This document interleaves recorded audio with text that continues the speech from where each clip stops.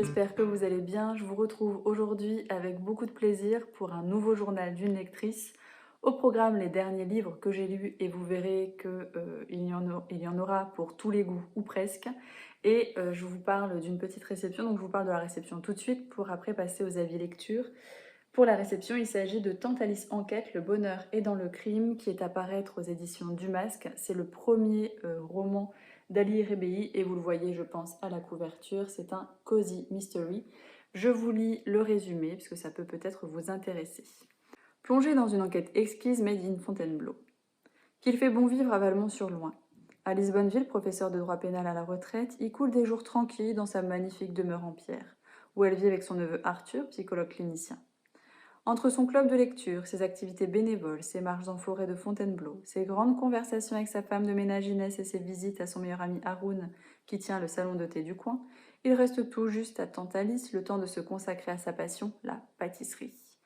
Sa paisible existence se voit troublée lorsque son voisin Paul Fay, auteur à succès des 5 vérités celtiques, est retrouvé assassiné. Qui donc a pu s'en prendre à ce pape du développement personnel ? Entre deux sablés à l'orange, Tante Alice décide de mettre son nez dans l'enquête.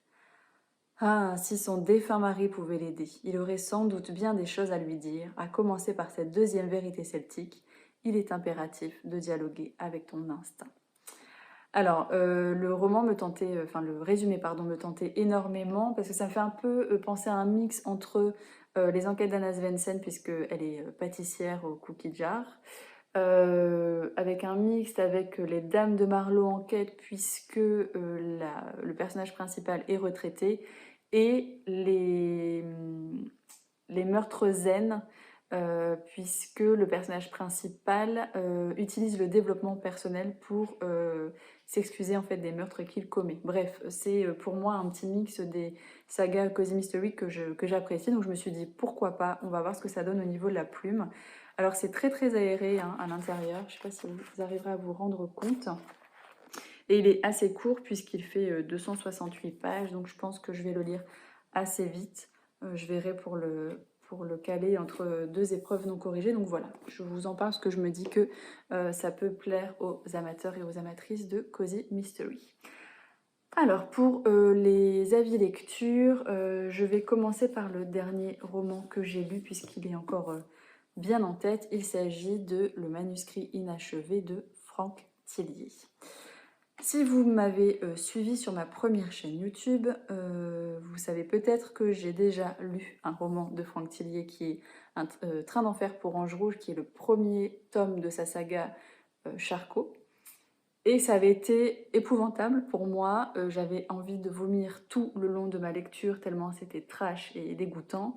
Il y avait vraiment un univers de BDSM, de torture animale, où clairement j'étais outrée de ce que je lisais.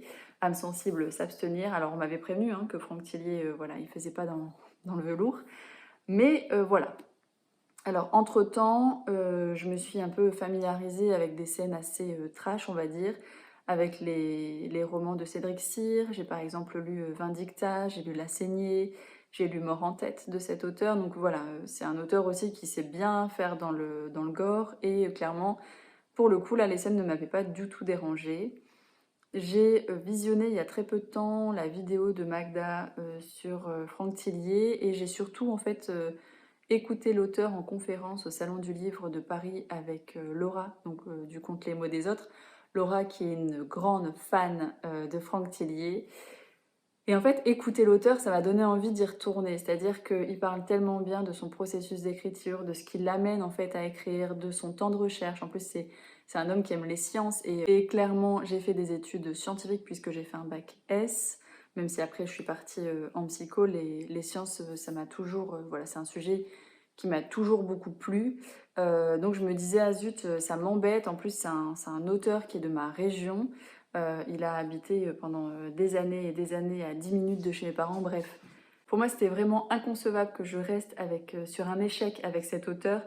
Voilà, c'est un auteur de ma région. Les personnes qui lisent autour de moi, je pense à ma cousine Mélanie, sont fans de lui. Laura, avec qui j'échange quotidiennement, dont je vous parle très très souvent, pareil, elle est fan de lui. Enfin, je me suis dit non, il n'y a pas de raison, faut que tu retentes. Donc j'avais dans ma pile à lire le manuscrit inachevé et je me suis dit, bon, c'est quand même une petite bricasse de 620 pages. Et bien là, c'est soit ça passe et soit ça casse. Et si ça casse, et ben c'est tout, voilà. En sachant que ce livre-là est le premier d'une trilogie, il me semble. Ou je dis peut-être des bêtises, ou c'est peut-être une duologie. Parce que je sais qu'après, il était 2 fois, je crois. Et je ne sais plus s'il y a un troisième tome, si Labyrinthe fait partie de, ce, de cette saga-là. Je ne sais plus. En plus, j'avais fait dédicacer, alors c'était en 2022, c'était où? Au Salon du Livre de Bondu, je pense. Bref, je me suis dit, ne recommence pas avec la saga Charcot tout de suite. Mais voilà, j'avais le manuscrit inachevé dans ma palle. Je me suis dit, on est parti. Oui, je recommence une nouvelle saga alors que j'en ai je ne sais combien en cours, clairement. Faudrait d'ailleurs que je me fasse un petit carnet avec toutes les sagas que j'ai en cours. Je pense que ça me donnerait envie de pleurer. Ou au contraire, ça me donnerait le sourire parce que ça me montrerait à quel point il me reste des heures et des heures de lecture à venir.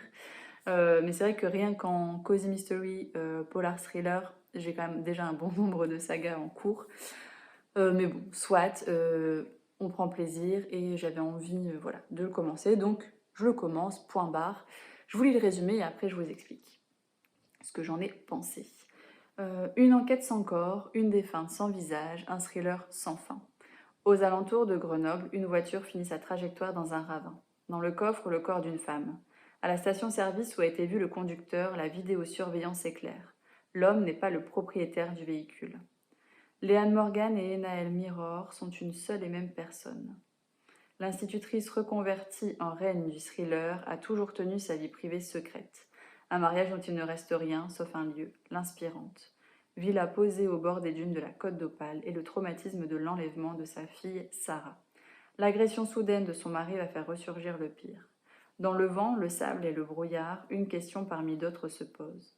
Vers qui et vers quoi se tourner quand l'unique vérité est que tout vous devient étranger? Alors, moi, ce qui m'a plu aussi dans le résumé, c'est qu'on est à la fois sur la Côte d'Opale, donc à 1 heure de chez moi, et à Grenoble, à 1 heure de chez Laura. Donc je me suis dit, c'est quand même un signe, je sens qu'il va me plaire celui-ci. Donc on est sur, vous l'avez compris, une double histoire. D'un côté, on va effectivement avoir un accident de voiture et dans le coffre en fait de cette voiture, donc le conducteur est décédé, le conducteur a volé la voiture, donc il n'est pas le propriétaire de cette voiture. Et dans le coffre de l'épave, eh bien, il va y avoir un corps sans visage et il va y avoir d'autres parties de corps, enfin voilà. Donc il y a cette histoire-là qui se passe à Grenoble et sur la Côte d'Opale, on va avoir en fait, donc c'est Léane Morgan qui est avec son mari, qui ont perdu en fait leur fille Sarah 4 ans auparavant. Elle a disparu du jour au lendemain et tout laisse à croire qu'elle est maintenant décédée et qu'elle a été en fait victime d'un tueur en série. Et eh bien, ce qui se passe, c'est que le mari de Léane a été agressé et est complètement amnésique. Donc elle revient à ses côtés, puisqu'ils étaient séparés depuis la disparition de leur fille. Elle revient à ses côtés et ils essayent de comprendre un petit peu ce qui est à l'origine en fait de cette agression et qui en est à l'origine. Vous vous doutez bien, comme dans la plupart des polars, les deux enquêtes vont se recouper à un moment donné, mais on se dit, il y en a une dans le nord de la France, il y en a une sur Grenoble, comment est-ce possible? Les deux histoires n'ont pas du tout l'air d'avoir un lien, en tout cas ce lien n'est pas du tout facile à penser, il ne semble pas du tout évident. Alors, ce que j'en ai pensé, moi clairement j'ai adoré et donc j'en suis la première contente, je pourrais même parler d'un coup de cœur. Ce que j'ai apprécié en fait, c'est le rythme. Il y a une alternance de chapitres qui fait qu'on va vraiment alterner entre les deux enquêtes parallèles. Et au fur et à mesure, effectivement, on voit des liens se tisser et Franck Tillier, il sait quand même nous amener comment dire, à la réflexion. Et clairement, moi, ça m'a donné parfois des nœuds au cerveau parce que j'avais vraiment envie de comprendre avant qu'il nous lâche le dénouement. Et je me disais non, il faut que je comprenne de moi-même, il faut que je comprenne de moi-même. Donc voilà, j'avais l'impression d'avancer et il nous donne en plus certaines pistes pour avancer. Il nous montre un petit peu, il nous balise le chemin. Et les indices qui disséminent nous donnent vraiment envie de réfléchir par nous-mêmes, mais ils sont pas suffisants pour qu'on puisse vraiment trouver. Et donc effectivement, moi, le dénouement, j'ai clairement rien vu venir, puisque il nous donne des choses qui semblent évidentes, c'est-à-dire qu'il va nous donner un peu sur un plateau d'argent des suspects, et on va se dire, mais oui, c'est lui, c'est sûr, c'est sûr, c'est sûr. Non, pas du tout. En fait, c'est mal connaître, avoir l'auteur, puisque j'apprends à le connaître. La plume, elle est super fluide, elle est super addictive, et en même temps, moi je trouve que c'est un roman où il faut quand même prendre le temps de le lire. C'est-à-dire que c'est pas un roman que j'ai dévoré en 2 jours. Alors déjà, moi, 600 pages, c'est impossible de lire en 2 jours, avec le rythme que j'ai entre ma vie de maman et mon travail. Euh, et les nuits, hein, voilà, c'est toujours un sujet. Mais au-delà de ça, au-delà de l'épaisseur du livre, c'est que c'est un livre qui est très très dense, il se passe énormément de choses. Une révélation va amener à à un autre bout d'enquête. Enfin, les choses défilent vraiment, et c'est vrai que parfois, quand je reprenais mon livre, je me disais, ok, en fait, on en est là, mais pourquoi? Pourquoi on en est là? Et en fait, je refaisais tout le processus de l'enquête dans ma tête, et clairement, j'ai adoré. Alors, ce qui est assez étrange, moi, je m'attendais clairement à m'attacher à Léane Morgan, puisque bah, vous voyez, hein, la mère qui a perdu sa fille, là, clairement, son ex-mari devient complètement amnésique. Et quand elle revient le voir, clairement, il a l'air d'avoir complètement dérivé, il a l'air d'avoir passé certaines limites. Et il en a d'ailleurs passé certaines, puisque si vous lisez ou si vous l'avez lu, vous verrez ou vous savez euh, qu'il a comment dire, qu'il a enfreint la loi pour certaines choses, bref. Mais toujours dans un contexte de recherche de vérité pour sa fille. Il n'a jamais fait preuve de violence gratuite.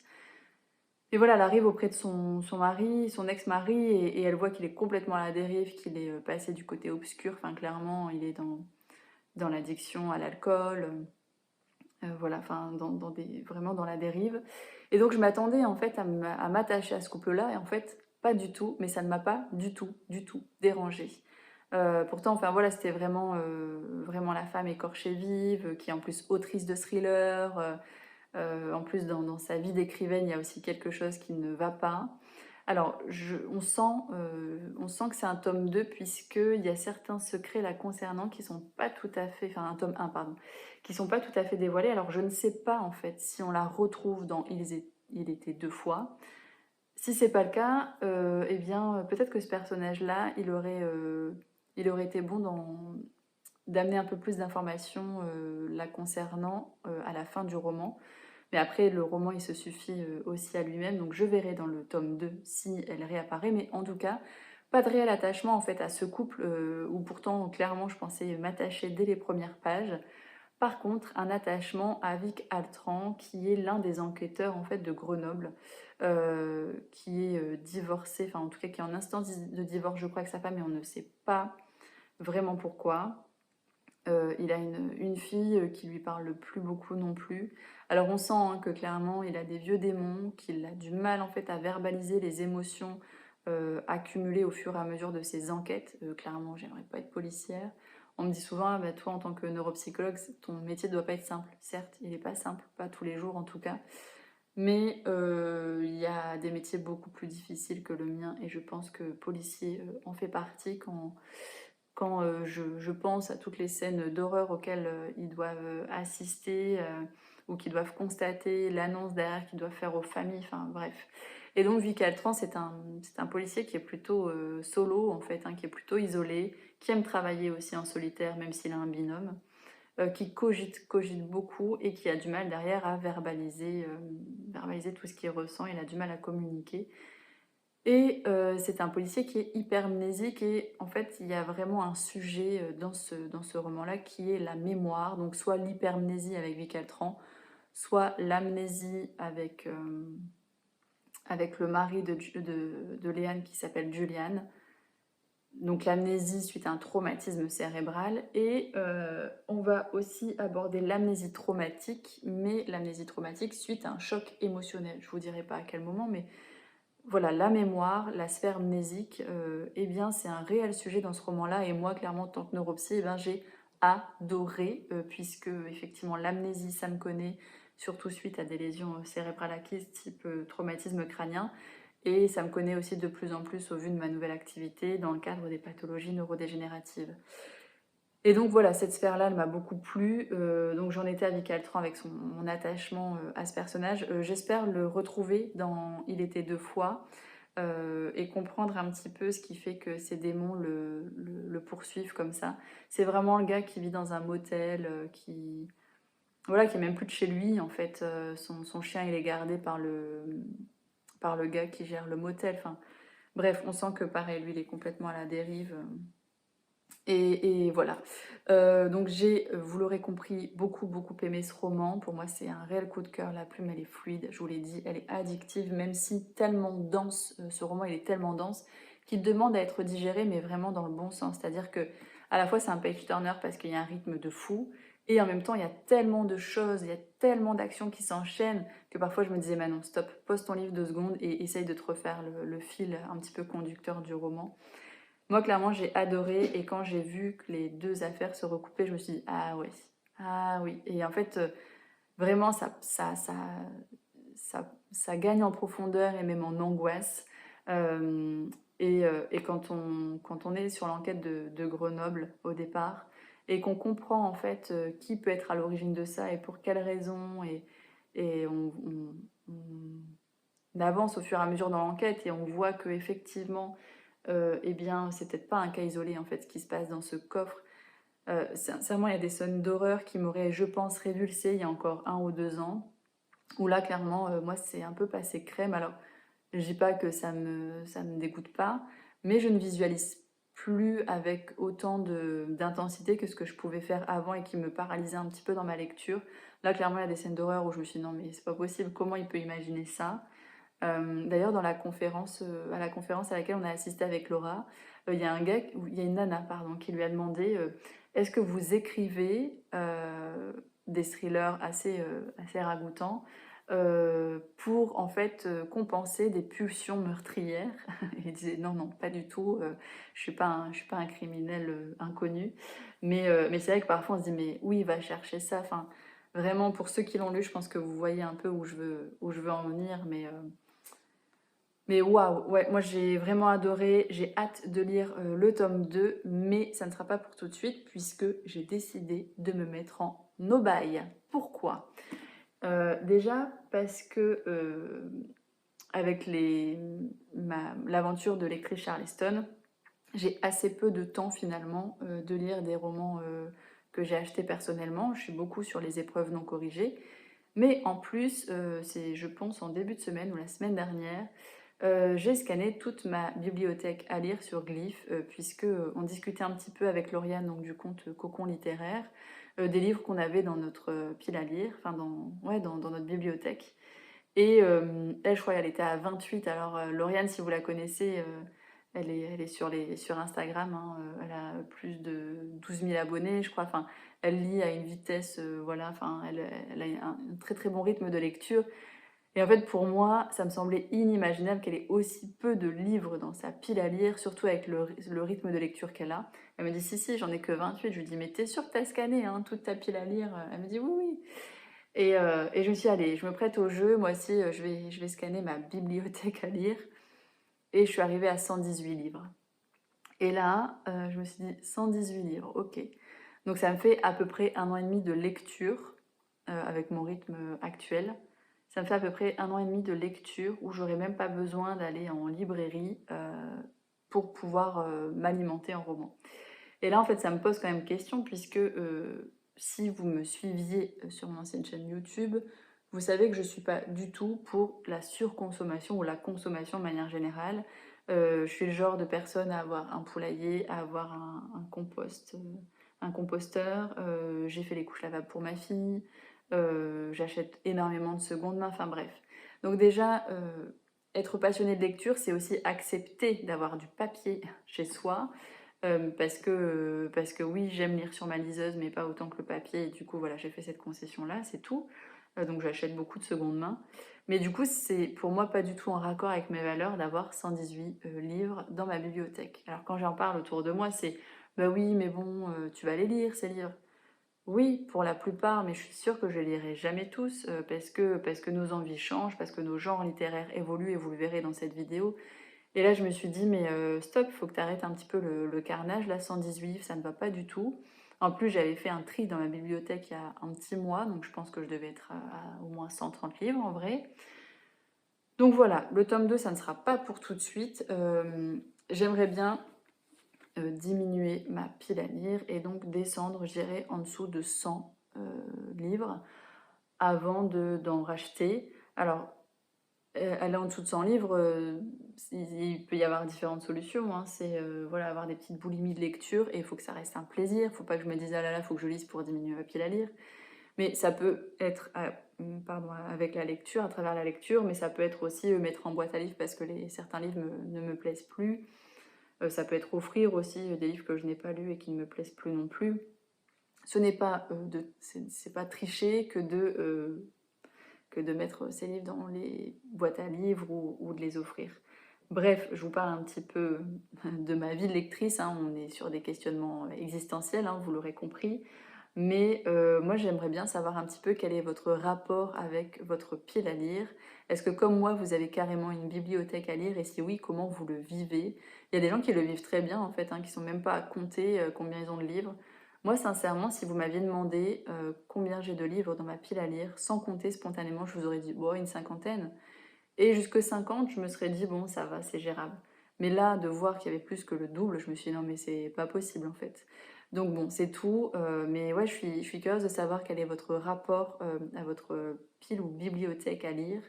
Et comment vous faites, vous, pour diminuer, pour la diminuer? Est-ce que vraiment, parfois, vous mettez en aubaine? Est-ce que vous la laissez vivre, hein, voilà, vous la laissez tranquille. Mais du coup, j'ai presque envie de mettre un petit challenge de lecture, là, pour cet été. Si ça peut vous plaire, que je mette en place un petit challenge, d'été, genre, vider sa palle ou quelque chose comme ça, n'hésitez pas à me le dire en commentaire, si vous êtes suffisamment, nombreuses à réagir à ça, je le mettrai peut-être en place sur Instagram avec un petit visuel et cetera. Donc voilà, pour se motiver toutes ensemble, hein, pourquoi pas. Donc voilà, pour ma première lecture. Pour rester dans le genre du polar, j'ai envie de vous parler de ma lecture d'un roman d'Alexis Lebsker qui est Le Mangeur d'âmes. Une lecture que j'ai faite en lecture commune avec Laura du conte Les mots des autres. Ça faisait longtemps qu'on ne s'était pas fait de lecture commune et ça fait plaisir voilà, de se retrouver à travers cette petite activité-là. Je vous lis le résumé et je vous en parle juste après. Il n'a pas crié, il ne crie jamais. Certains secrets, pourtant bien gardés, s'avèrent parfois trop lourds à porter. Quand des disparitions d'enfants et des meurtres sanglants se multiplient dans un petit village de montagne sans histoire, une vieille légende nimbée de soufre ressurgit. Diligentés par leurs services respectifs, le commandant Guardiano et le capitaine de gendarmerie de Roland sont contraints d'unir leurs forces pour découvrir la vérité. Alors, ah tiens, j'ai un petit marque-page de l'atelier de Fadette. J'adore ces marque-pages. J'adore surtout ces bougies. Alors, au niveau de mon avis pour cette lecture, alors au premier chapitre de ce roman, on va assister en fait à l'enlèvement d'un enfant. Et la dernière ligne, la dernière phrase de ce chapitre, c'est en gros, sa mère a tout de suite su qu'elle ne reverrait jamais son fils. Donc en fait, on sait que clairement, ce fils va être tué, Leandro. Et rien que ce premier chapitre-là, j'ai eu un peu le souffle coupé à me dire, ah ouais, ça va être costaud. Deuxième chapitre, je vous spoile rien parce que les chapitres, ça fait 3-4 pages. Deuxième chapitre, ça fait 4 pages le premier chapitre, donc vous voyez. Le deuxième chapitre, c'est, je crois, le facteur qui toque à une porte et il voit bien qu'il y a de la lumière, mais personne ne vient lui ouvrir pour qu'il puisse déposer le courrier. Donc il regarde à la fenêtre et là, clairement, scène de crime, mais sanglante, vraiment un vrai massacre. Et donc, du coup, eh bien, il y a une enquête qui va être ouverte. Et on va se rendre compte, en fait, que cette scène va se perpétuer, va se multiplier. Alors, pas cette scène en particulier, mais en tout cas, il va y avoir plusieurs meurtres comme ça, assez sanglants, et il va y avoir des similarités où clairement les gens vont prendre plaisir à se tuer, se faire tuer ou tuer. Je ne peux pas trop vous en dire plus, mais on va voir que clairement, il va y avoir du plaisir qui va ressortir de ces scènes de la part des victimes ou des bourreaux qui seront retrouvés morts sur la scène de crime. Ça peut sembler un peu décousu ce que je vous dis, mais voilà, en tout cas, il va y avoir plusieurs scènes comme ça, assez sanglantes. C'est très visuel et assez gore. Euh, et donc, du coup, vous l'avez vu dans le résumé, il va y avoir à la fois le commandant Guardiano et le gendarme, le capitaine de gendarmerie de Roland qui vont devoir faire équipe. Donc, de souvenir, en fait, Guardiano, elle est un peu dans les embouteillages pour accéder à la première scène de crime. Et il y a un gars qui lui dit, qui s'avance vers sa voiture à pied et qui lui dit: ah, vous voulez pas une tasse de café? Et elle dit: ah bah si. Il arrive dans sa voiture et il se présente en tant que capitaine de gendarmerie, etc. Elle dit: ah ben moi je suis le commandant qui est chargé de l'enquête. Et donc ça va devenir un binôme. Mais un binôme où on sent que clairement la confiance ne règne pas vraiment. Lui, à la base, il est censé être mobilisé pour comment dire, des enlèvements d'enfants, donc pour la première enquête concernant le petit garçon Leandro qui a été enlevé. Et elle est vraiment mobilisée pour les scènes de crime. Mais ils vont créer, en fait, ils vont travailler en équipe puisqu'ils vont très rapidement comprendre que potentiellement l'un peut aider l'autre sur son enquête, enfin, sur l'enquête de l'autre, entre guillemets. Je perds mes mots, mais je pense que vous m'aurez compris. Mais on sent bien que clairement, ils ne se font pas du tout confiance et de Roland surtout. On sent qu'en fait, il va accumuler certains indices, certaines preuves qui pourraient aider Guardiano et il va les garder pour lui et on se dit là, ça sent pas bon. Moi, j'ai vraiment beaucoup aimé ce livre. Je pense que Laura ira dans le même sens que moi, enfin j'en suis certaine, mais elle vous en parlera, je pense, sur YouTube et sur Instagram. Je me souviens pas de tout en détail, alors que je l'ai lu il y a assez peu de temps. Mais je me souviens vraiment l'avoir mangé. Alors pour le mangeur d'âme, c'est assez rigolo, mais j'avais vraiment envie de l'engloutir, ce livre. J'avais pas envie de m'arrêter. Il était très addictif et ça s'enchaînait. Alors il n'y a pas autant d'action, par exemple, que dans le manuscrit inachevé, mais il y en a quand même pas mal. Il y a moins de personnages quand même. Mais c'était aussi ce duo-là d'enquêteurs où clairement ça sonnait faux, c'était assez dissonant. Et ça me donnait envie de continuer pour comprendre un petit peu pourquoi ils se faisaient pas confiance. Et le dénouement, clairement, je ne m'y attendais pas du tout, du tout, du tout. Il y a des scènes qui sont vraiment très trash. Là, du coup, je pense, en vous parlant du dénouement, je pense à une certaine scène où c'est un visionnage, en fait, d'une séquence vidéo où, clairement, c'était assez costaud. Le dénouement, je m'y attendais clairement pas du tout. Ça... Et je pense qu'on peut pas s'y attendre. Enfin, il y a trop d'éléments extérieurs qui sont en jeu. Je peux pas vous en dire plus, bien sûr, mais j'ai envie de vous dire, laissez-vous surprendre. Alors, j'ai lu de l'auteur Les Poupées, que j'avais aussi adoré, qui avait vraiment été un coup de cœur. Là, c'est pas un coup de cœur, mais c'est vraiment une très bonne lecture et ça confirme l'attrait que j'ai pour la plume de l'auteur. C'est un auteur que j'ai rencontré au Salon du Livre de Paris, donc je me le suis fait dédicacer à Paris. Je l'ai acheté d'ailleurs à Paris. Donc je suis contente parce que je m'achète des livres, mais quand même je les lis. Mais maintenant je ne m'achète plus de livres, hein, on me suit, je suis en aubaine. Donc maintenant tu arrêtes de dire que tu achètes des livres. Donc j'avais vraiment adoré Les Poupées, ça avait vraiment été un coup de cœur et j'avais découvert la plume de l'auteur avec ce roman. Là, ça confirme l'attrait que j'ai pour sa plume. Même si c'est pas un coup de cœur, ça a été un très bon roman. Il y avait vraiment aussi un environnement assez immersif qui était vraiment plaisant. Qui était plaisant. Bah non, non, tu peux pas dire ça puisqu'il y avait des morts partout, il y avait du sang partout. Quand je vous parle de l'environnement, c'est le fait, euh, l'environnement naturel, voilà, la nature environnante, pas du tout l'environnement humain. Vous l'aurez compris. Bref, j'arrête puisque je m'y perds. J'ai beaucoup aimé ce roman et donc si vous avez déjà découvert cet auteur avec d'autres romans, eh bien si vous avez apprécié ces romans-là, je pense que celui-ci peut vous convenir également. Si vous avez lu d'autres romans que Les Poupées et celui-ci, Par exemple, il me semble que dernièrement, il est sorti Hurlement, il me semble. Il y a aussi Et avec votre esprit, si vous avez lu l'un des deux, n'hésitez pas à me dire s'ils vous ont plu et savoir si vous me les conseillez.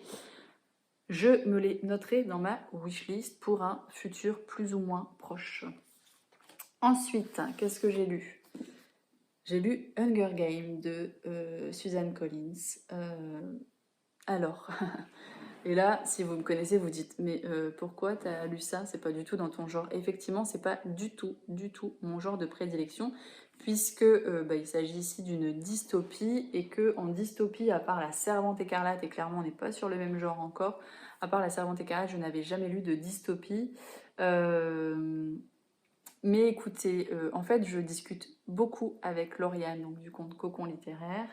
Elle est également lectrice Charleston, et Lauriane, pour moi, ça a été un coup de cœur. Voilà, c'est comme ça. Parfois, ça se fait assez spontanément.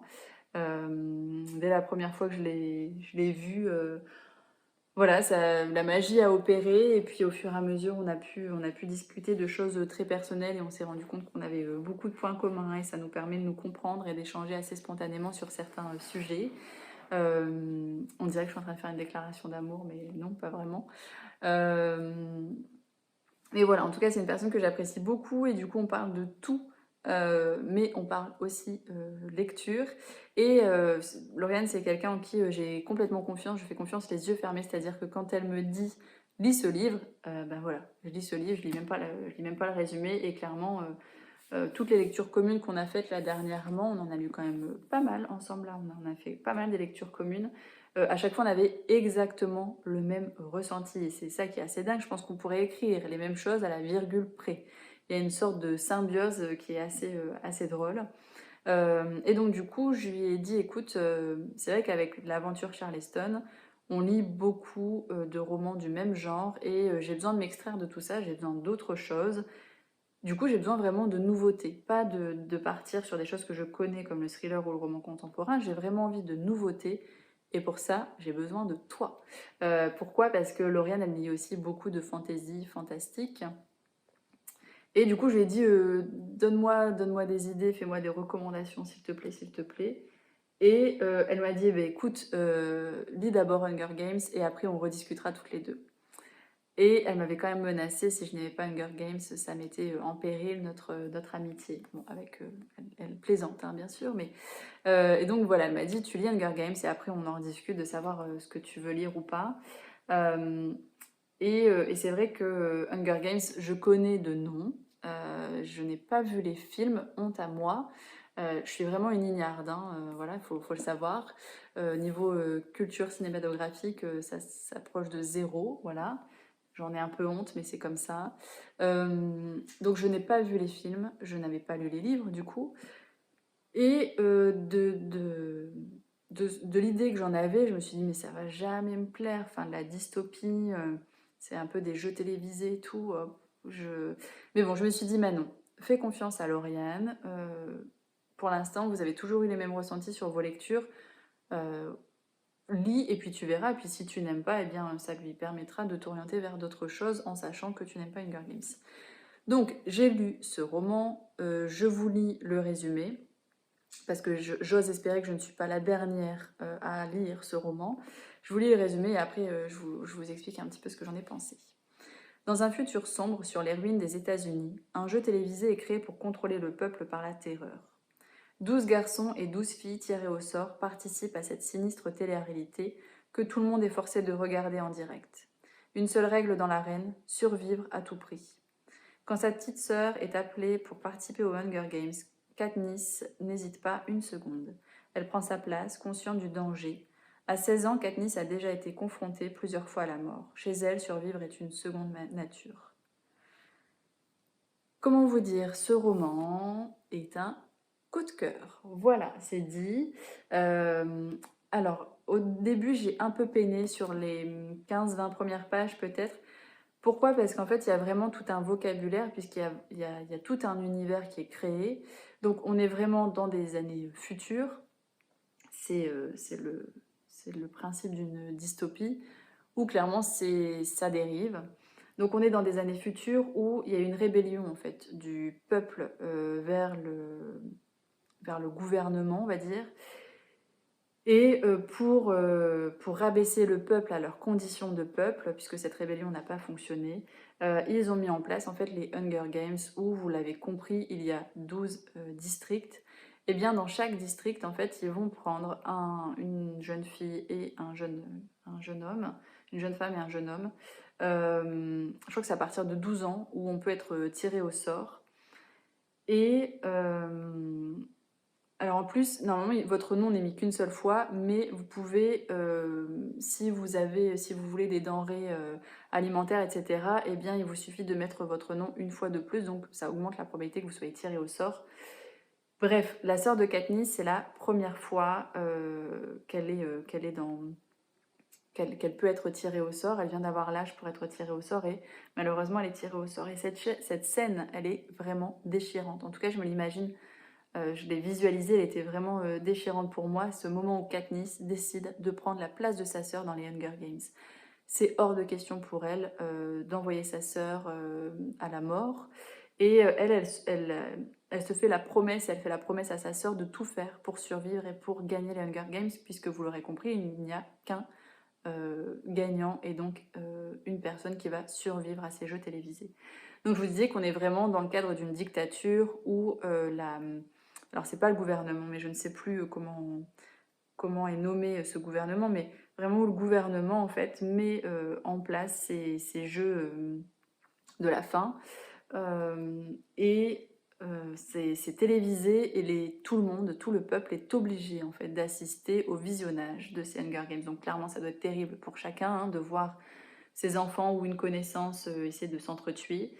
Donc au tout début, j'ai eu un peu de mal à me familiariser au vocabulaire. Donc c'est vrai qu'il y avait comme district, pacificateur. Donc les pacificateurs, c'est un peu les policiers, mais vous voyez, pacificateur, on se dit bah, c'est pour tempérer les choses, pour tempérer les conflits, mais en fait pas du tout, c'est bien le contraire. Mais on parle de moisson, enfin voilà, il y avait pas mal de termes au début où je me suis dit oh là là là là, et en même temps c'est le propre hein, de tout ce qui est fantasy, fantastique ou dystopie, on peut aussi avoir tout un univers créé. Donc au début j'ai eu un peu de mal avec ça, mais ce roman je pense qu'il est plutôt destiné à du young adulte, un public assez jeune, et donc du coup la plume elle est super fluide et super facile. Et donc du coup ça a compensé le fait que j'avais un peu de mal avec l'univers au départ. Et dès la présentation de Katniss, donc qui sera notre héroïne dans cette saga, alors là j'ai complètement adhéré puisque je me suis attachée très spontanément à Katniss, qui est pour moi l'héroïne par nature. Enfin, si j'avais une image à décrire d'une héroïne, à dessiner d'une héroïne, ça serait Katniss, dans le sens où elle est très humble, elle est comme tout à chacun, enfin vraiment, il y a rien qui la distingue des autres, sauf sa persévération. Et ce que j'ai aimé dans sa participation aux Hunger Games, c'est que elle ne va jamais tuer par plaisir, elle ne va vraiment jamais retirer de plaisir, ressentir du plaisir à tuer quelqu'un pour survivre. Elle le fait quand vraiment c'est nécessaire, parfois elle le fait même par accident.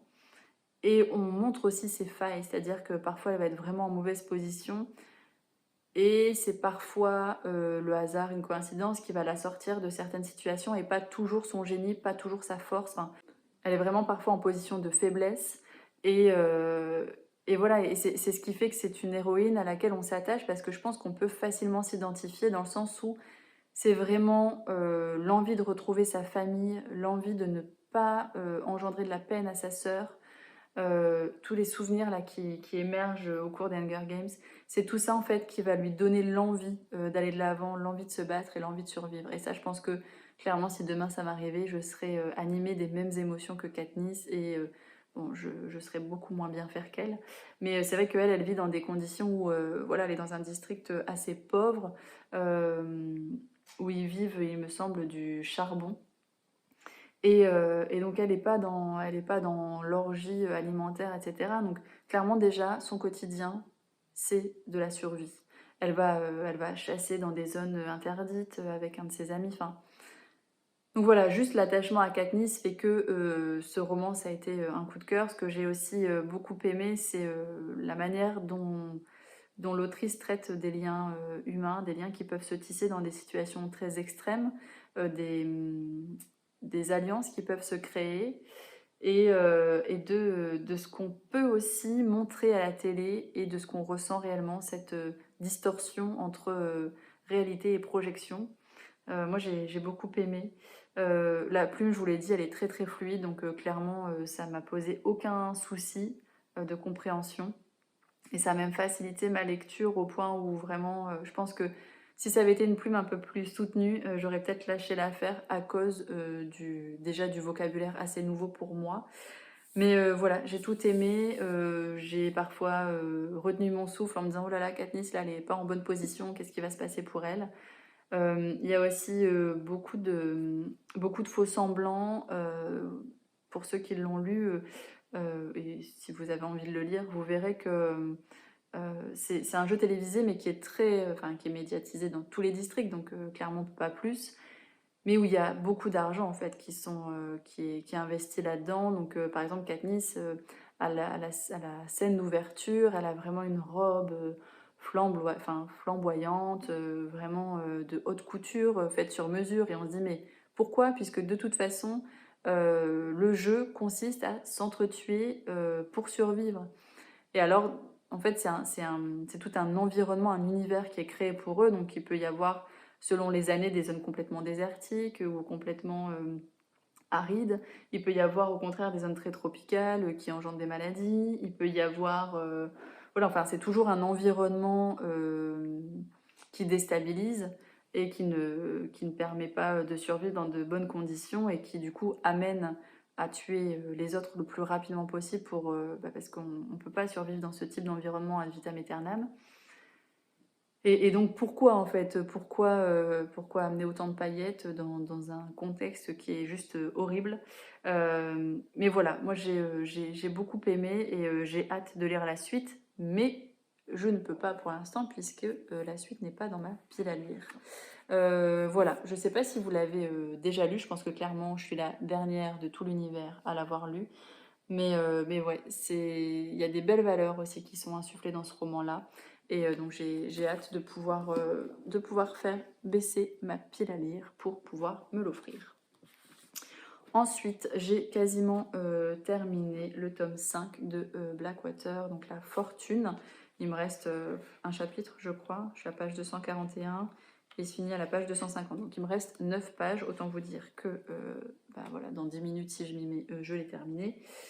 Et encore, parce que c'est écrit très très grand. Bref, je ne peux pas vous parler beaucoup de ce tome puisqu'il s'agit d'un tome 5, donc je vous spoilerai beaucoup trop de choses. Blackwater, je pense qu'il n'y a plus besoin de présenter cette saga. Ce que je peux vous dire, c'est que ça reste vraiment dans la même lignée que les autres tomes.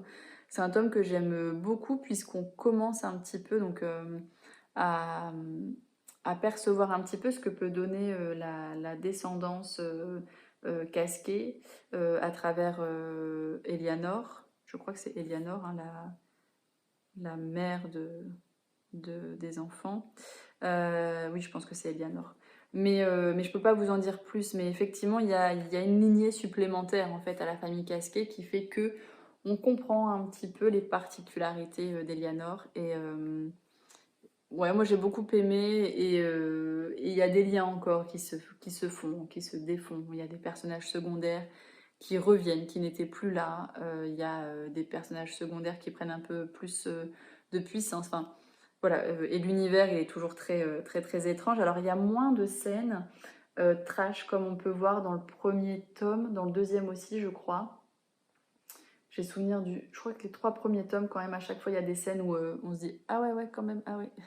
Là on n'est pas du tout dans ça. Ça se lit très très facilement. Moi j'aime bien le lire enfin j'aime bien lire les tomes quand je sais plus trop quoi lire. Et que par exemple j'ai une épreuve non corrigée Charleston qui m'attend d'ici 1 ou 2 jours. Bon, ça je sais que clairement je vais pouvoir le lire sans pression sur 2 jours parce que 250 pages et que clairement c'est très aéré. Donc voilà, une belle lecture encore. C'est pas mon tome préféré, mais je l'ai quand même beaucoup aimé, et du coup il m'en reste plus qu'un, le tome 6. Mais ça, je vais me le garder, voilà, je le lirai pas tout de suite, parce que je me dis que c'est le dernier tome et que j'ai encore envie d'être un peu plongée dans cet univers un peu étrange. Et enfin, le dernier roman que j'ai lu, c'est Billy Pretty a disparu de Sophie Astrabi. Alerte coup de cœur, je vais vous dire, encore et encore, il y a eu beaucoup de coups de cœur dans cette vidéo. Avec le Franck Tillier, avec Hunger Games, la très bonne lecture de Mangeur d'âme, la bonne lecture avec La Fortune, bref, c'est plutôt un bilan très très positif sur cette vidéo, donc tant mieux, hein, on aime ça, enfin en tout cas moi j'aime bien ça. Alors, je vous lis le résumé et après je vous dis ce que j'en ai pensé. Si je m'appelle Billy, c'est grâce à cette chanteuse américaine qui avait la plus belle voix du monde, Billy Pretty. Marcel me racontait cette histoire quand j'étais petite et que je n'arrivais pas à m'endormir. Depuis qu'elle est enfant, Billy est élevée dans une petite ville de province par Marcel, son grand-père. C'est dans ce milieu modeste où chaque centime compte, où les distractions sont rares, qu'elle grandit. Mais un jour d'été comme les autres, dans l'escalier de son immeuble, Billy rencontre Maxime. Avec lui, elle découvre l'amitié, la confiance et l'amour. Ils vont se perdre, se retrouver et se perdre encore. C'est l'histoire de deux personnes qui s'aiment depuis l'enfance, mais pas en même temps. C'est l'histoire d'une petite fille qui croit en sa légende personnelle, même après que celle-ci s'est effondrée. C'est l'histoire de Billy qui va tout faire pour exister. Bon, j'en ai des frissons à relire le résumé. Sophie Astrabi, c'est une femme que je suis depuis des années sur les réseaux sociaux. Et je l'admire en tant que femme avant même de l'admirer en tant qu'autrice, pour tout ce qu'elle insuffle sur les réseaux, pour tout ce qu'elle renvoie, pour son honnêteté, pour sa sincérité, pour sa spontanéité, enfin voilà. C'est une femme que j'aime énormément. J'avais lu de l'autrice La somme de nos vies, et j'avais lu un autre roman aussi d'elle, Le Pacte d'Avril. Je suis en train de regarder dans le livre, mais ils ne sont pas mentionnés. Que j'avais beaucoup aimé, mais ça n'avait pas été des coups de cœur. Et à chaque fois, je me disais, ah zut, il me manquait pas grand-chose, mais ça n'avait pas été des coups de cœur. Bon, soit. Et là, Flammarion m'a envoyé Billy Pretty a disparu. Entre-temps, en plus, j'avais rencontré l'autrice au Salon du Livre de Paris. Là, je me suis dit, allez, go, on y va. Donc, j'ai lu en lecture commune avec Lauriane. Et alors, avec Lauriane, quand on fait une lecture commune, on essaye de s'attendre l'une et l'autre pour pouvoir échanger assez spontanément sur notre ressenti, sans spoiler l'autre, du coup. Donc souvent on se dit, ah ben tiens, je m'arrête à telle page, et donc l'autre va lire jusqu'à cette page-là, avant que la première reprenne la lecture commune, et ainsi de suite. Ça nous va bien à toutes les deux, et ça permet vraiment des échanges très très spontanés. Là, pour le coup, j'ai dû m'excuser auprès de Lauriane parce que je l'ai lu en 2 jours, je pense. Mais si je m'étais écoutée, je l'aurais lu en une journée. Et en même temps, j'avais envie quand même d'avoir l'impression de m'en délecter un petit peu. Mais j'ai pas attendu Lauriane parce qu'il était trop bien. Voilà. Alors, vous l'avez compris, on va suivre Billy Pretty, qui en fait habite avec son grand-père. Alors, on ne sait pas trop pourquoi elle habite avec son grand-père. On sait que sa maman n'est pas là. Parfois, on parle d'une enfant abandonnée. Donc, on ne sait pas trop pourquoi elle n'est pas là. Et clairement, le sujet n'est pas tout de suite abordé. C'est comme ça. Billy, elle habite avec son grand-père. Un grand-père qui est assez proche de ses sous.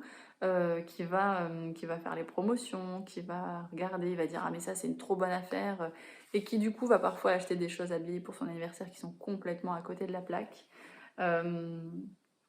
C'est un monsieur qui est assez attachant et que j'aurais peut-être même aimé connaître un peu plus à travers l'écrit de Sophie Astrabi, mais ça reste un personnage secondaire, donc je comprends aussi qu'elle ne se soit pas plus attardée sur Marcel.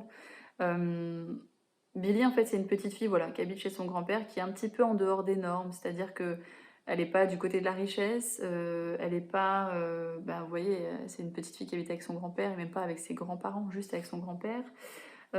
C'est une petite fille qui n'a pas vraiment d'amis, qui se perd, qui sait pas trop qui elle est, mais bon, voilà, qui vaque un peu à ses occupations, ou qui a un quotidien sans heurts, on va dire.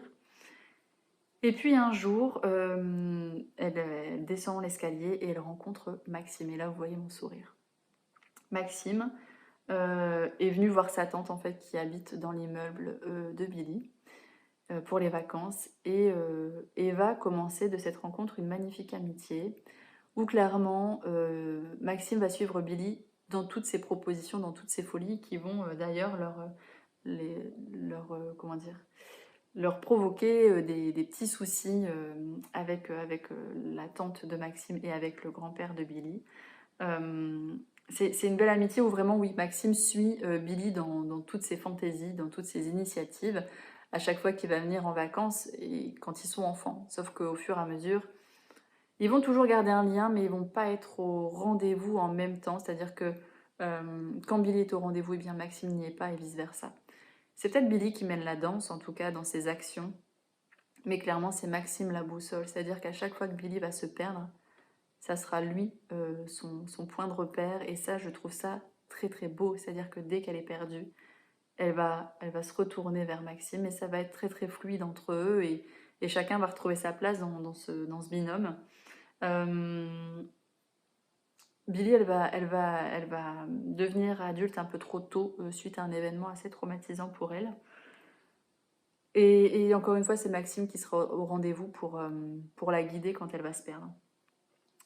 La plume de Sophie Astrabi, je l'ai mis dans mon post Instagram et je le pense sincèrement, c'est le bon mot au bon moment qui va déclencher la bonne émotion à la bonne intensité. Tout est juste, tout est subtil. C'est beau, c'est empreint de poésie sans en faire trop. Si vous lisez ce roman, vous allez vous dire qu'il y a une simplicité débordante dans ce roman, c'est-à-dire qu'on n'est pas sur de la fioriture, les phrases sont simples, les mots sont simples, mais pourtant, il y a une poésie qui en émane, qui est assez dingue. Moi, ça m'est très souvent arrivé de lire une phrase, de refermer le roman, de fermer les yeux et de penser à la phrase que je venais de lire et à tout ce que ça pouvait engendrer en moi, à tout ce que ça pouvait faire émerger, tout ce qui résonnait dans mon esprit. Il y a des phrases assez existentielles, enfin, qui sont sur des questionnements existentiels, comme il y a une phrase où on parle du sens de la vie, du fait qu'en fait, vivre, eh bien, c'est simplement s'occuper l'esprit jusqu'à attendre la mort. Vous voyez, c'est ce genre de choses où du coup on referme et on prend une inspiration et on prend le temps de digérer en fait ce qui vient d'être lu et de comprendre un petit peu ce que ça évoque chez nous. Vraiment, j'ai eu beaucoup de moments où j'ai fermé le livre et où je me suis juste concentrée sur l'émotion que ça a engendré chez moi et sur toutes les pensées que ça pouvait enclencher. Et moi, c'est dans ce genre de moment que je comprends pourquoi je lis aussi, pourquoi j'aime autant me retrouver devant un livre. Alors, il peut se passer plein de choses autour de moi et vraiment me créer ma bulle, pourquoi j'en ai besoin. Et ben, c'est aussi grâce à ce genre de roman que je reprends un peu le sens de ma passion, qui est aussi un vecteur de réflexion. Et c'est beau, je vous assure que c'est beau. J'aurais pu mettre des post-it à toutes les pages parce qu'il y a vraiment des phrases où je me dis mais c'est tellement beau. Enfin, et en même temps c'est tellement simple mais c'est tellement beau. Voilà, je peux pas vous dire plus parce que les mots me manquent pour parler de cette autrice et de son talent.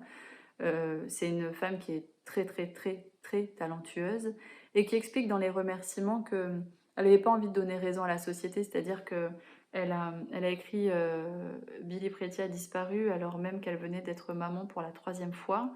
Euh, elle a eu une deadline très très courte pour rendre le premier jet. Et j'ai envie de dire, mais Sophie, continue ce que tu fais parce que ça fait du bien.